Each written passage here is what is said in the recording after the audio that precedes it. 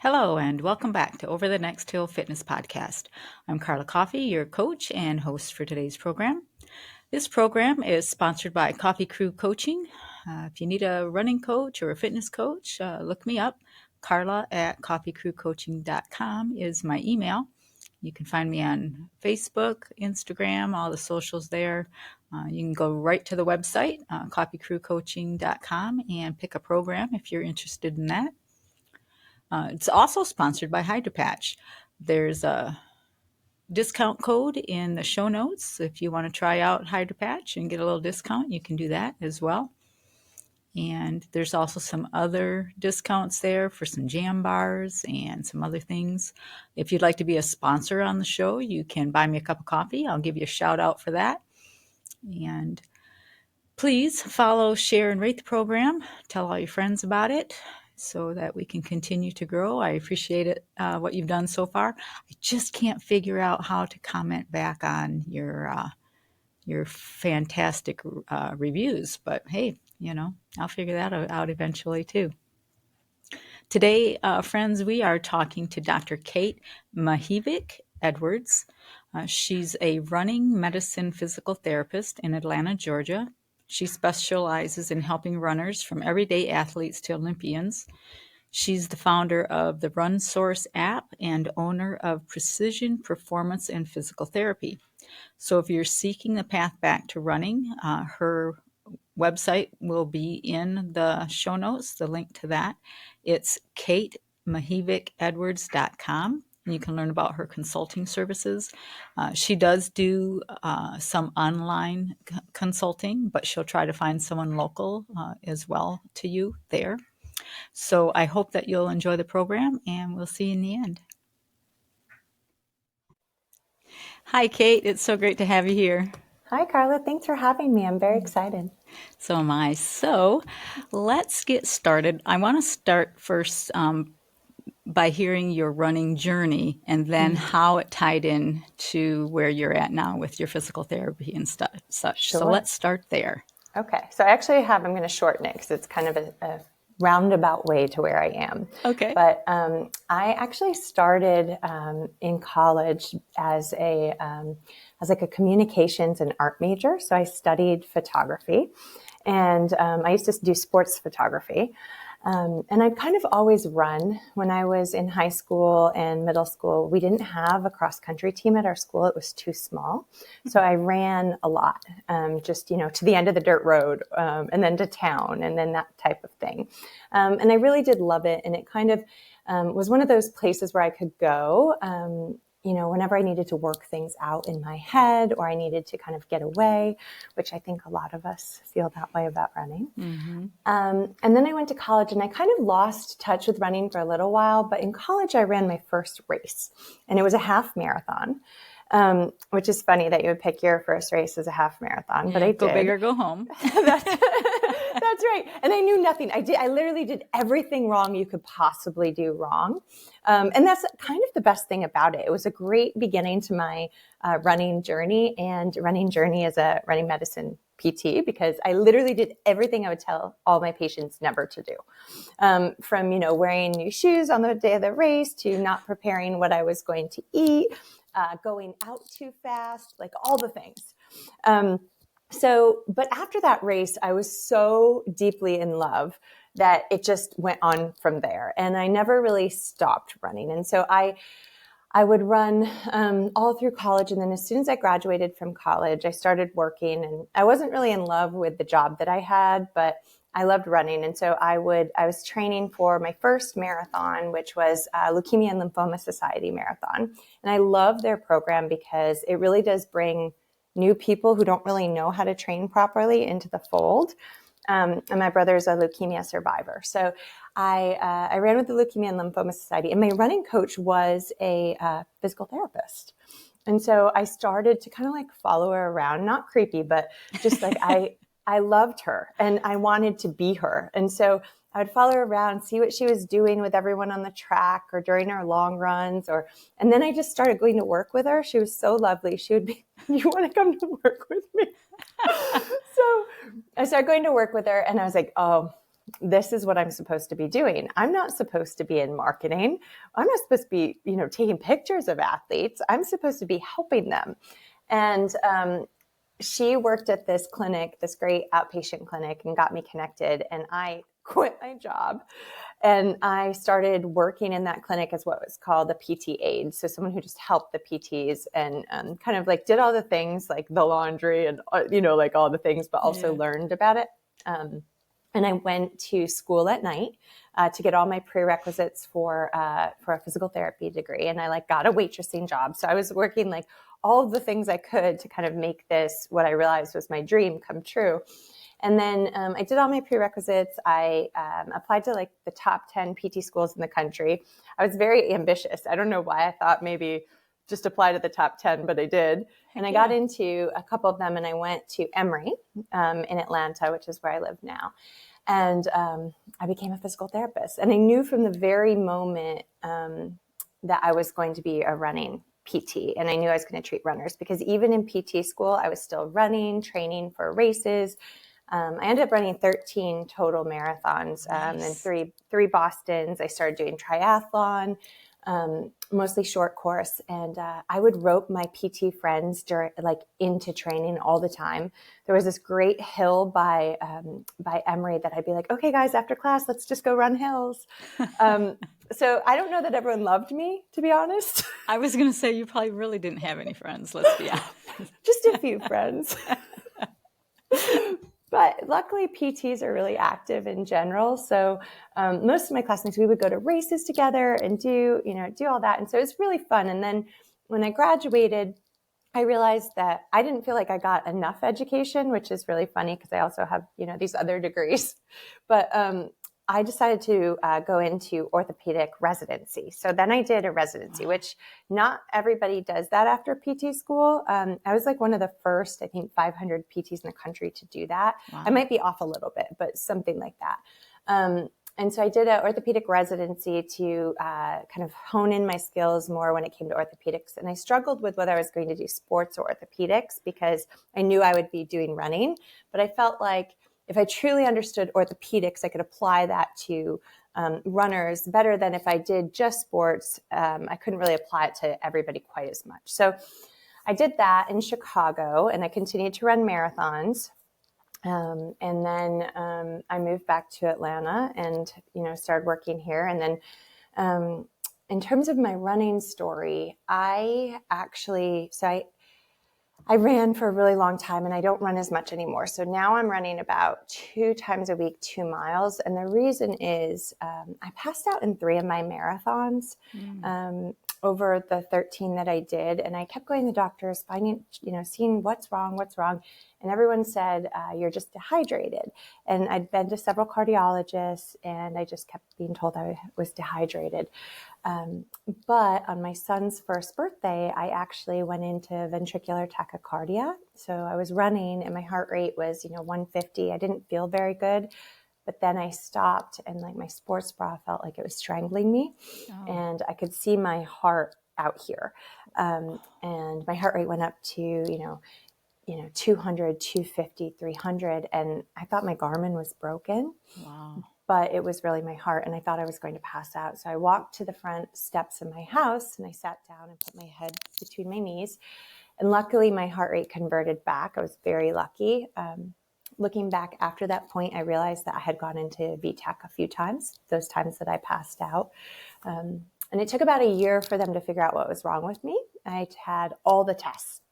Everything, cardiac MRIs, stress tests, everything, in multiple times.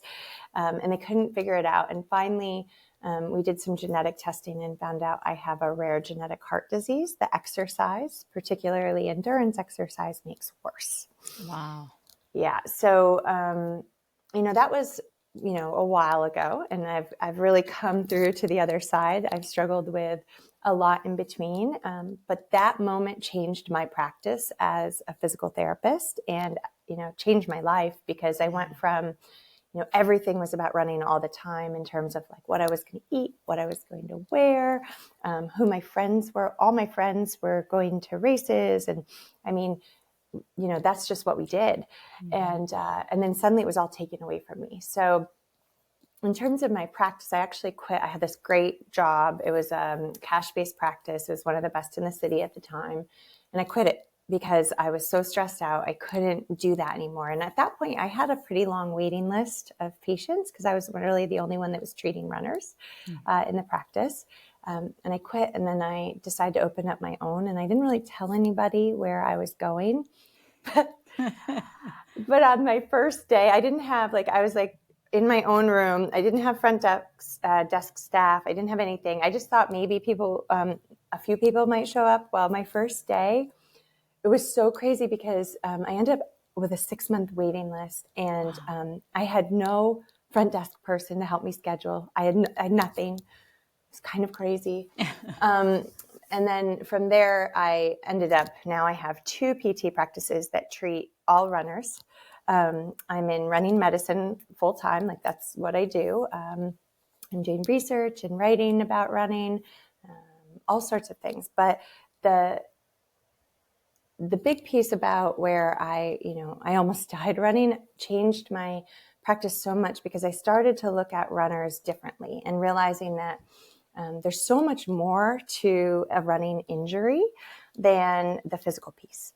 And so when we get injured, whether it be an ankle sprain, where you're just out for a couple of days maybe, or maybe you don't take the days off, but maybe you do, or you're out for a few months, or you're out for a year, or like me, I'm not out indefinitely, but definitely from marathoning, that takes a piece of you away in some ways. And there's so much when it comes to treating athletes and runners, you have to really identify and be able to think about the athlete as a whole person, and not just the biomechanics, not just the strength. I mean, we still need to know about that, and we still need to think about nutrition and sleep, but we also have to think about the mental health.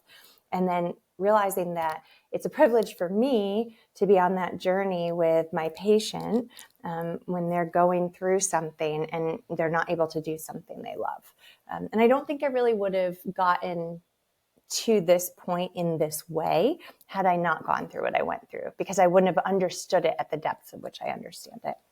Yeah. And unfortunately, for you, that is a blessing for us runners, because now you have that much more insight. So I'm sorry to hear that happened to you, but it sounds like it worked out okay. Yeah. And I mean, the last couple of years, my cardiologist is letting me run. I have to run with somebody, and it has to be really slow, which I'll tell you is the most humbling experience in the world, to be the person who used to run with the boys all the time and go up and challenge myself on every hill and do everything as hard as I could. And, as best I could, to now, I have to go slow. I have to walk on the hills. I have to be with somebody. But I also have such a larger appreciation. I love it. I still really love it. And I appreciate it so much more because there was a time I thought I'd never be able to do even this. Yeah. Wow. That's so great that you got to do what you did, right? The 13 marathons, and obviously that you survived that ordeal, but now you have so much more wisdom to offer everybody else. Yeah. So in your practice, have you run across any athletes that have had that same VT? Is that what you called it? Well, it's, the disease process is arrhythmogenic cardiomyopathy, or it's also used to be known as ARVC, but VTAC is a type of rhythm that your heart goes into. And actually, because I actually wrote a book about it, and so people do reach out to me when this happens. I actually got an email a couple of weeks ago from somebody. But I usually will talk to them and kind of help them through it. And then I'm good friends with a sports cardiologist in Atlanta. And whenever somebody comes through and has a diagnosis like this, it's fairly rare. So it's not often. But when someone does have a diagnosis, he usually, I told him he could give them my name, and I usually talk with them and let them know that it feels like the end of the world, but it really isn't. So had you not made it home, or your heart hadn't slowed down naturally, what would have been that outcome? Would just passed out again, or? No. So most people just die. Really? I mean, I don't know how else to put it. So like a lot of the sudden death you see in races, like marathons or triathlons, you'll hear people in the water or out on the course. A lot of times it is a genetic heart disease that they didn't know they had. And it's not always the one that I have. Right.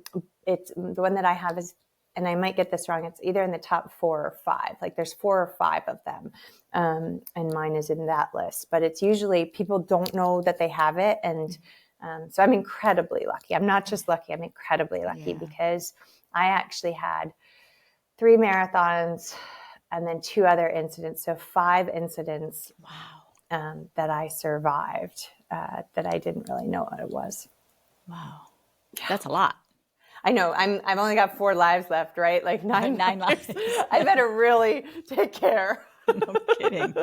Good night. I know. So I want to talk about 2 things, so don't let me forget.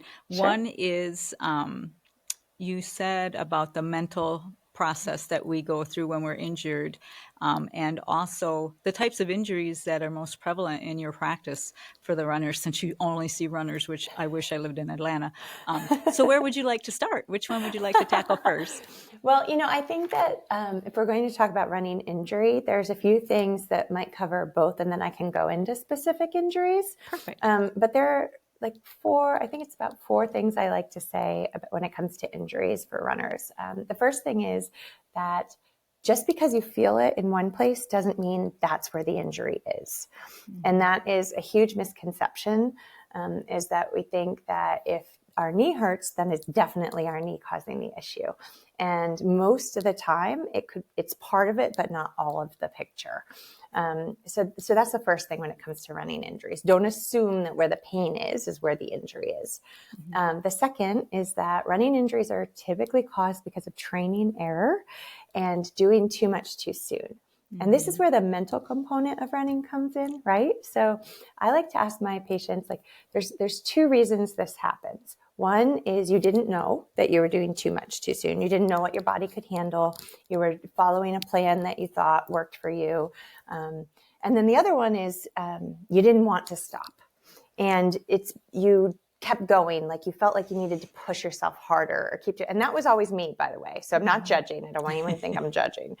But it's, I was supposed to run 15 miles, but I really feel good, so I'm going to run 16 or 17. Or I was supposed to take a day off today, but God, it's so nice out and I feel really good, so I'm just going to run some hills instead.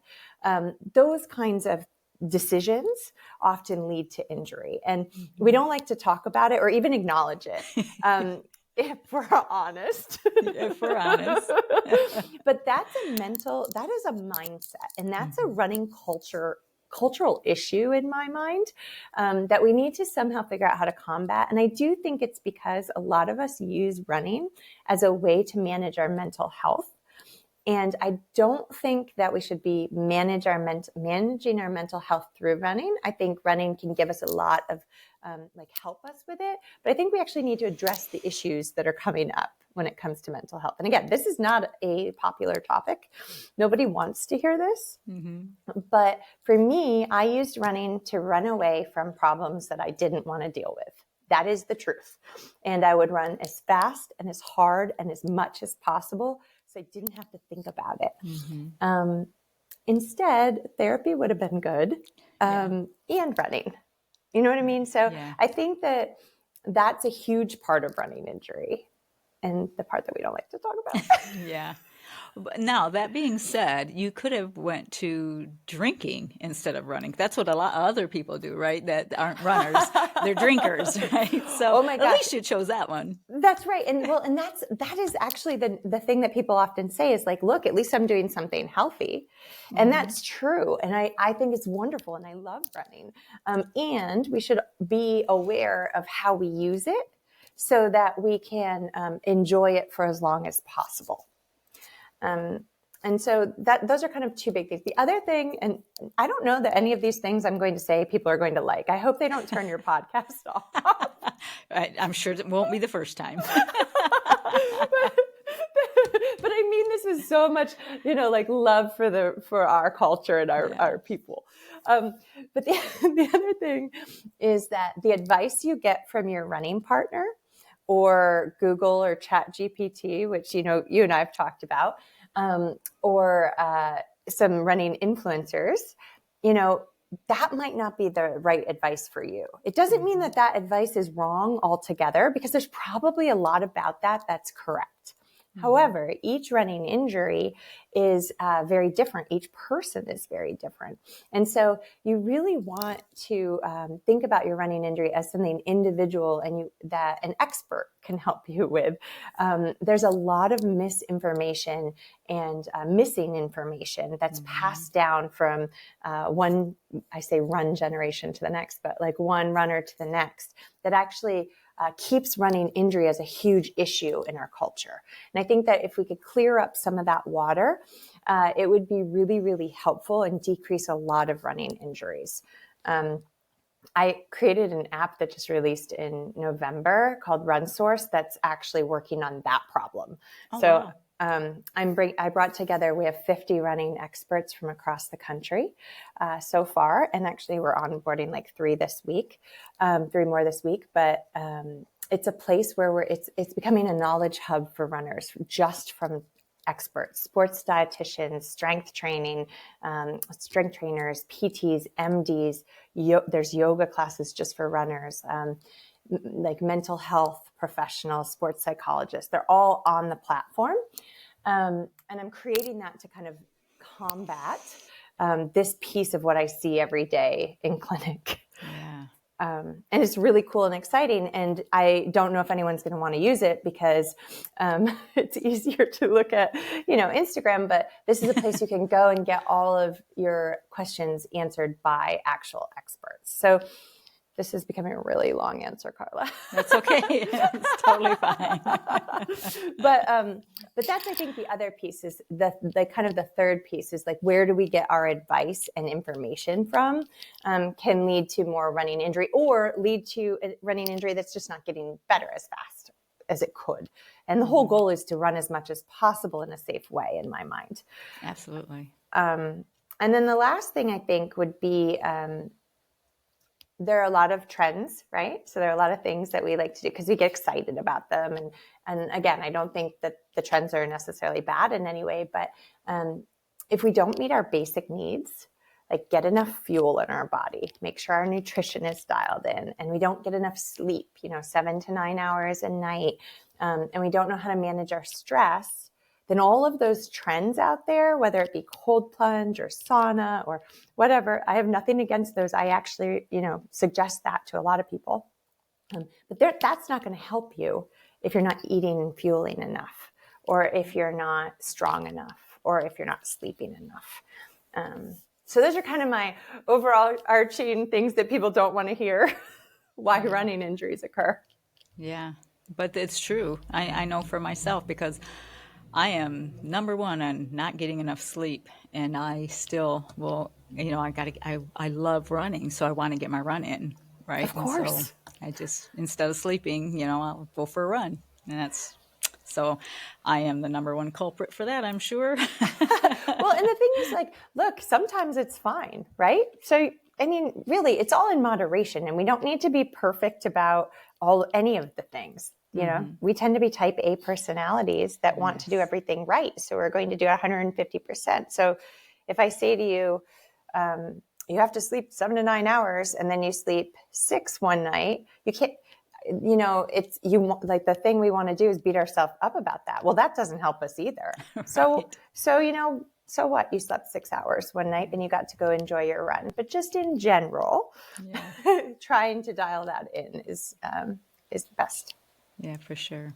So with the advice that you give your patients, is there like a number one injury that you see? And what do you recommend for that particular injury? So the knee is the most common area to be injured in runners. We've seen that across research. years and years. There's two major injuries in the knee that occur, which is IT band syndrome and patellofemoral pain syndrome, which is just pain in the front of the knee. And that might be like if you're sitting for a long time, they call it moviegoer's knee, right? So you sit down and then you get up and it's creaky and painful. Whereas like IT band typically will be located on the side of the knee and then sometimes up into the hip. And that can be more sharp, like you feel like you can't bend and straighten your knee. So those are the two most common, I would say, running injuries. And if we were talking about what we could do for those running injuries, because that's kind of what you wanted to go into, right? Like how do we, the first thing I would say is that after all the other advice I've given you, strength is really, really key when it comes to the knees, strength and mobility. And I think actually that's probably my answer for all the running injuries is strength and mobility is really important. So you mean the runners have to lift weights? Say it's not true. Well, luckily, runners are getting so much better. I think we should actually give ourselves some props here because people used to say like, oh, runners are the worst at going to the gym and all of this. But I honestly think that we should give ourselves a round of applause because it is improving. Yes, I would agree with that. As much fun as I poke. But I remember when I started running, nobody lifted, No. Yeah. People didn't lift. Including me. Oh, yeah. Me too. And when I started running, I don't think people went to the gym either. Yeah. Didn't think you needed to. And we didn't really understand how important it was either. Yeah. We've gotten so far when it comes to research and understanding about the body and biomechanics and how we move in the last several years that it's actually a really exciting time. But yes. Yeah. And then remember, like the knee is trapped in between the ankle and the hip. So it's rarely the knee's fault when it hurts, right? So it might be that you don't have enough ankle dorsiflexion. So that's like bending up, you might not have enough hip extension. That means going back and that kind of like back part of the pendulum of running.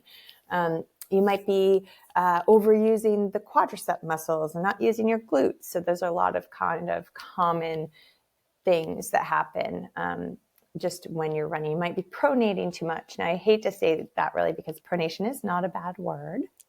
It's just something that our foot always does, but some people get stuck in it and because they're not strong enough or mobile enough to get out of it. Yeah.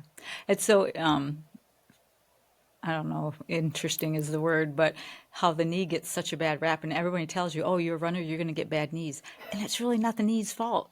Why don't you say I'm going to get bad hips or bad ankles? Because that's really, when you think about it, it's a whole unit. Start at the bottom, go to the top. There's something in there, is going to have a weak point, and it's just almost always the knee is the fall guy for all of that. I agree. And actually, we've had some research come out in the last few years that say, so runners, what you just said, like people tell you, if you keep running, you're going to get osteoarthritis or arthritis in your knees. And the studies out there are saying that that's not true. Like runners actually do better than sedentary people, people who aren't running when it comes to that because of the way they move and use their body. So that's like an old wives' tale that's passed down that people who don't run definitely tell runners all the time. Like, don't do that because that's going to hurt your knees. Yeah. Or I can't run because I have bad knees. Well, maybe if you did run, you might get better knees. How about that? Well, right. And I actually, this happens all the time in physical therapy. People just think they're supposed to be in pain, which is something I don't understand. I don't think that. Okay, good. I'm glad. But I can't tell you how many people have said, oh, I'm just getting old. That's why I feel this way. And that is often not true. You don't have to always feel that way. And that's what we do in physical therapy. Again, I don't think we do a good job as a profession of explaining what we do. People don't understand that we're not going to tell you to stop. We love movement. We're movement specialists. We want you to move. And a lot of times movement is a big part of how you get better. And so I think it's really important to recognize that. Yeah. So someone hasn't ever come into your office and you said, oh, you have to stop running now because this is hurt and you're never going to run again. I am lucky enough that I've never told someone they're never going to run again.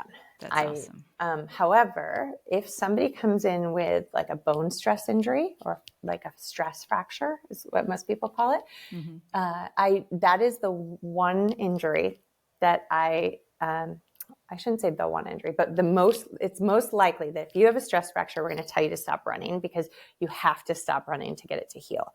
That is, if you come in with Achilles tendinopathy, I'm probably not going to tell you that, although you might be in enough pain where you don't want to. So we modify things and do other things until you feel comfortable doing it again.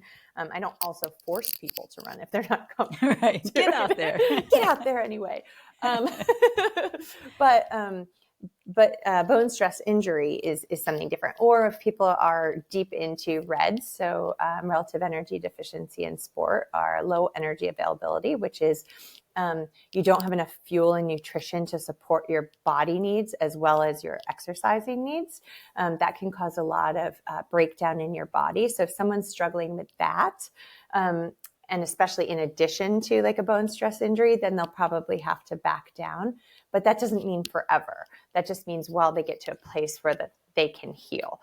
And that's what we do. Like we have teams. I don't work alone ever. I mean, my private practice is all PTs, but I work with sports dietitians and MDs and chiropractors and massage therapists and, sports psychologists. And we all kind of work together to help people through that.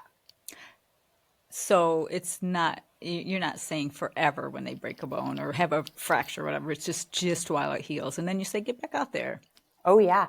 And we want them to get back out there as soon as they can. So if you have a stress fracture, a lot of times what we'll do is, depending on what the physician says, so it depends on where the stress fracture is, right? Mm-hmm. So different areas of the body are more critical than others. We'll call them critical zones. And so those you have to shut down for a little bit longer. So it depends on where the stress fracture is. We have to know where you are from like an energy standpoint. But once you kind of start healing, and, you typically get imaging to see how it's healing. But, somewhere around that 12-week mark, maybe 8 to 10 weeks, depending on the person, we start to see that we can, work through things and we can start adding a little bit of running and even before that, we might do some body weight unloading, running. That's not how you say it, but body weight supported is what. It's all about not being perfect, Carla. That's right. Amen. But you might do some body weight supported running or pool running or whatever it is. So and cross training, because even if you can't run, you might be able to cross train, and just doing some cross training actually puts some weight into those areas that help the bone heal. So there's just it's very nuanced, but if you have a good team to help you through it, that's the most important piece. Absolutely, yeah. And that's hard enough to have to just cross train, but at least you get to do something. You have to do something for your brain. Yeah. I mean, if you're used to moving all the time, you're used to running all the time, it's worse for us when we have to stop. That is part of our identity, who we are, how we move in this world.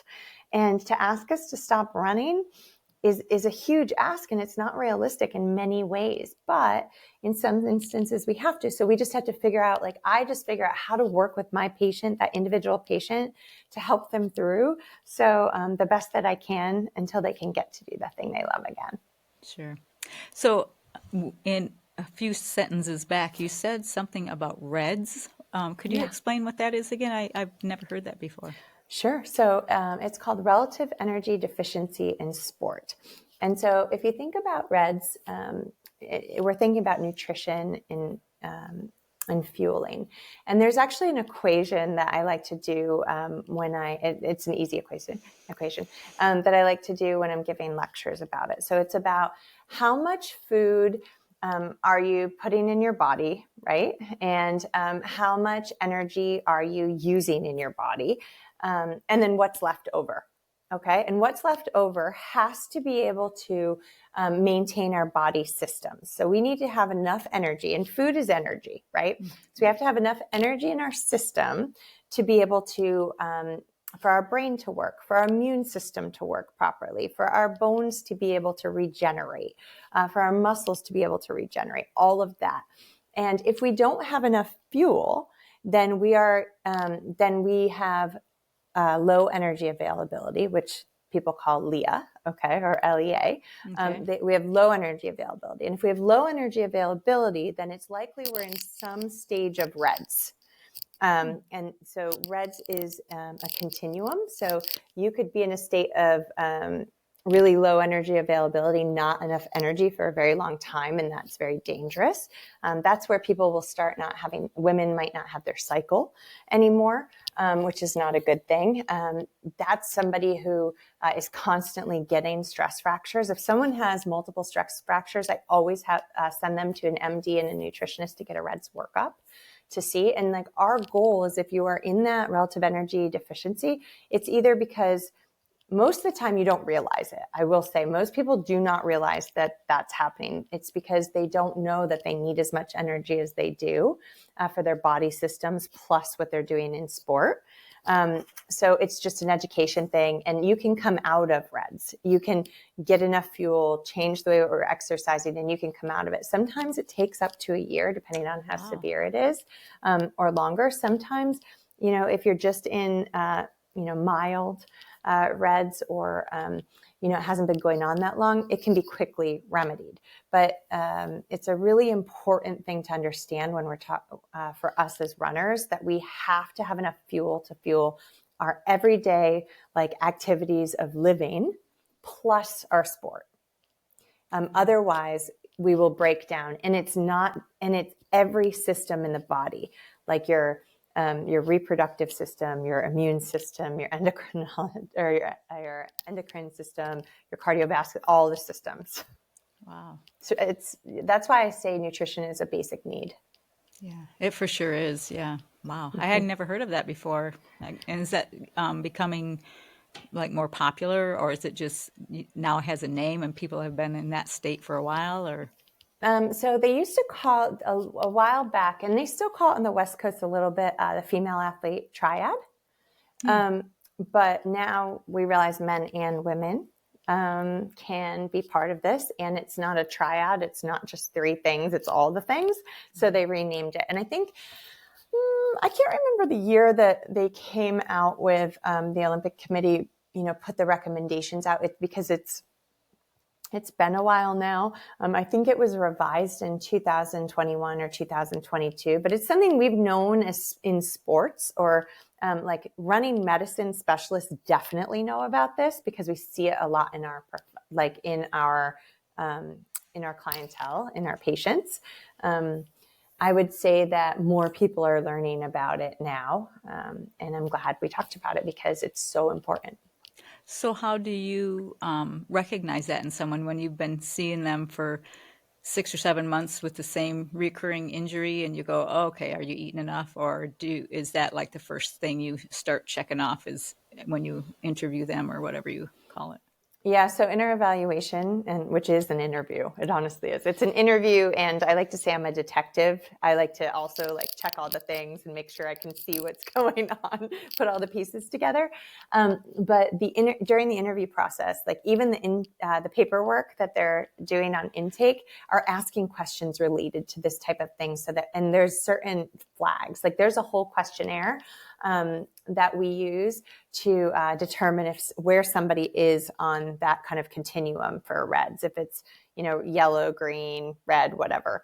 And people can do that questionnaire as part of their paperwork. And then if we see red flags, then we'll talk to them about it, and then make suggestions, and maybe ask them to go see somebody. But generally, one of the signs is multiple stress fractures. Somebody who keeps getting injured, or someone who always has respiratory infections.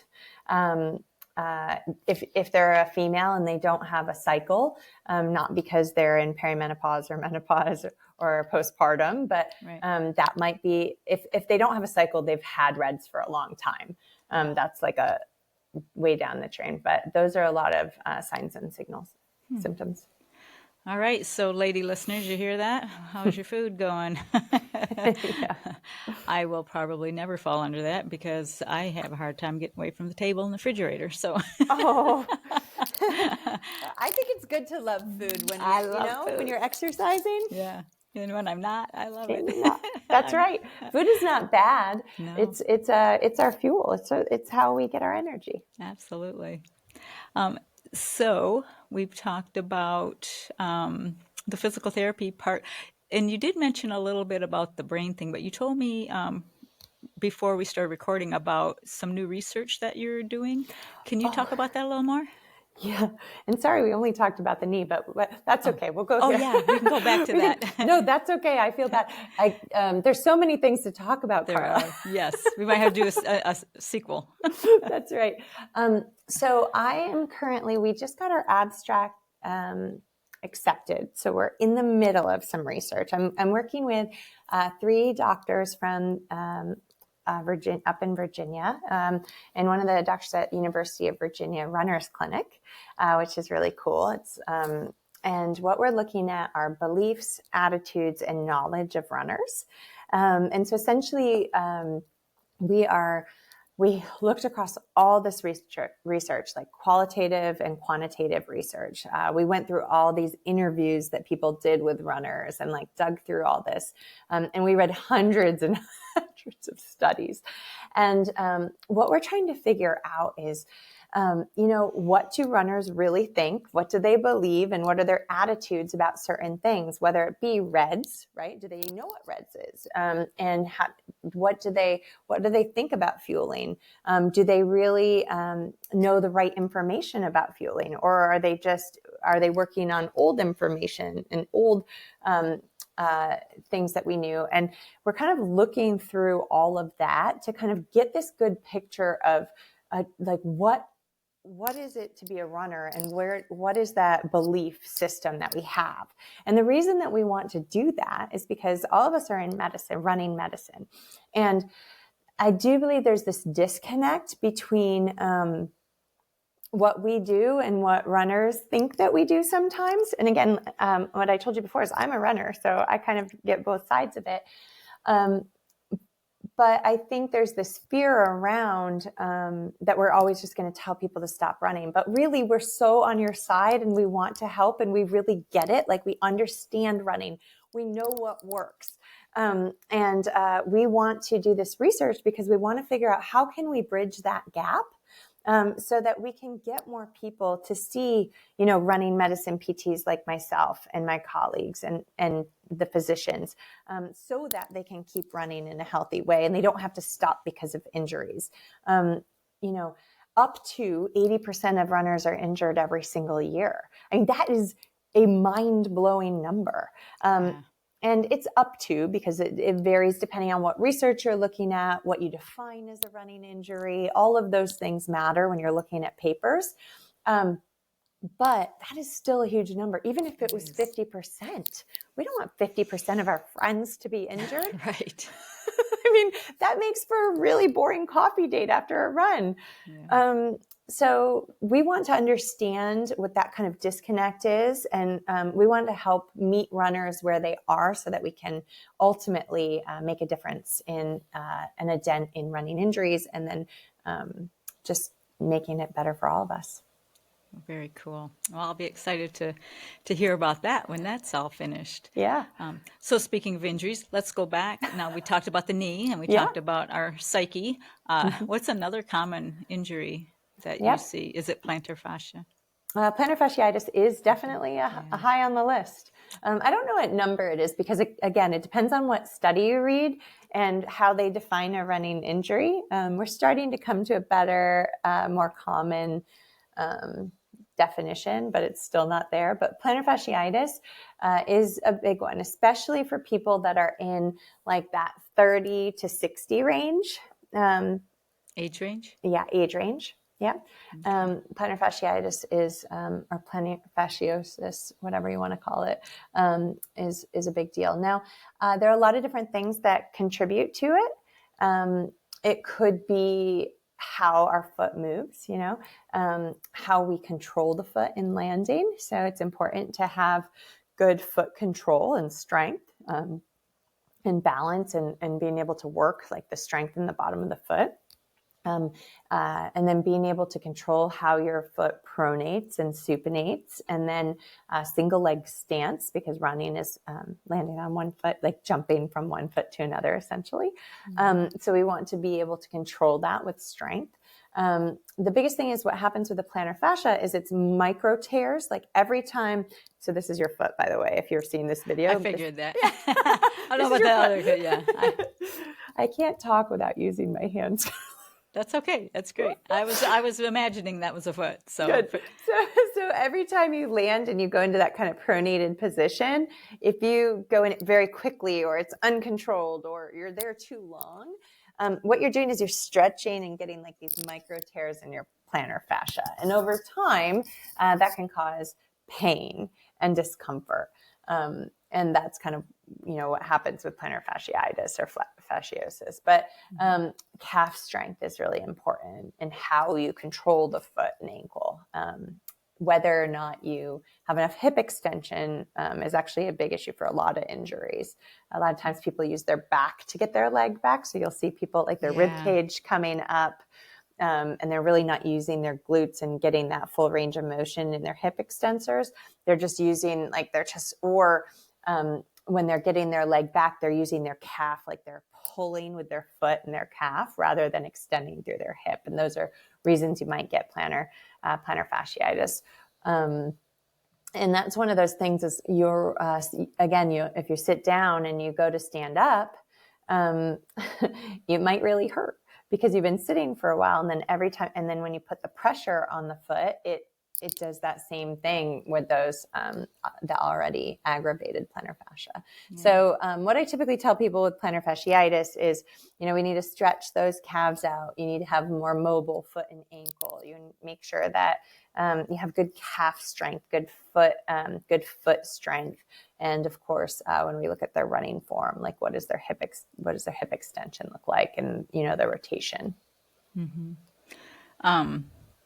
I have dealt with my plantar since May. Oh no! Yeah, I tore a little bit off the bone during a race, and I'm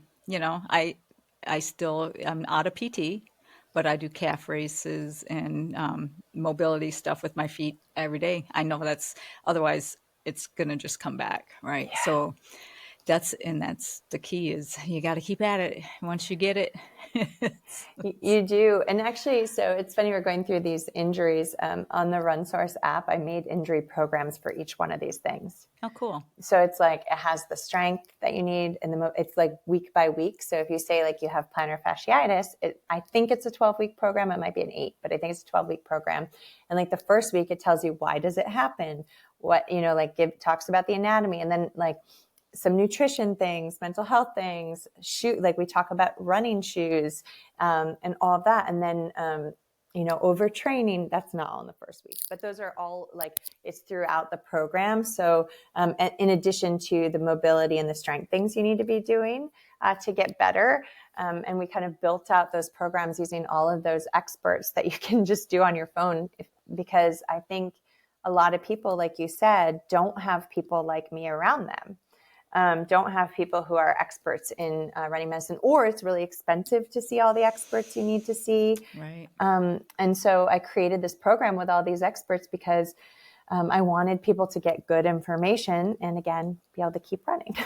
Yeah. So that app is available in any of our app stores, whether it's Android or Google, is it Apple? Yeah, it's Google. Yeah, I think it's called Google Play and Apple Store. Yeah, okay. And it's called RunSource. And you go in, you say what kind of runner you are. It doesn't matter. You could be a new runner or a professional runner. I have some of my elite runners I work with use the app. And I have some new runners that use the app. But you say what kind of runner you are and like what your goal is. And if you say, injury, and then you say what kind of injury, it has stuff about stress fractures in there. It talks about REDs and low energy availability. All of that stuff is all in the app. Cool. Because I really wanted people to have this knowledge. Yeah, that sounds great. I can't wait to get mine. Thanks. And we'll also put a link to your book in the show notes too. Oh, so thank people you. Can read your book. Thank you. Are there any other injuries that stand out that we need to learn something about before Sure. I think hear more? Probably 2 other ones that come up a lot are Achilles tendinopathy or tendinitis. And again, that's another one that usually happens, like it can happen at any time, but we see a lot of people in their 40s to 60s, kind of in that Achilles tendinopathy. And that's when, the back of your ankle will hurt. You'll have pain walking. A lot of times you push off, that type of thing. Again, it's the same type of thing. Like you want to have good foot and ankle mobility and strength, good calf strength, good hip extension. So a lot of these things, I actually have to say, we have similar issues that we need to address.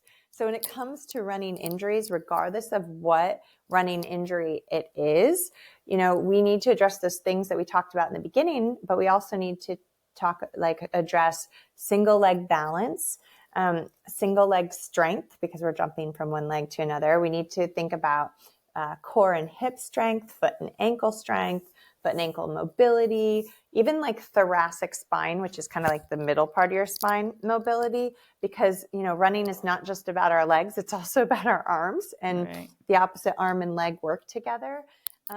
So for all of these injuries, it kind of sounds like I'm a broken record, like you need to address this, this, and this.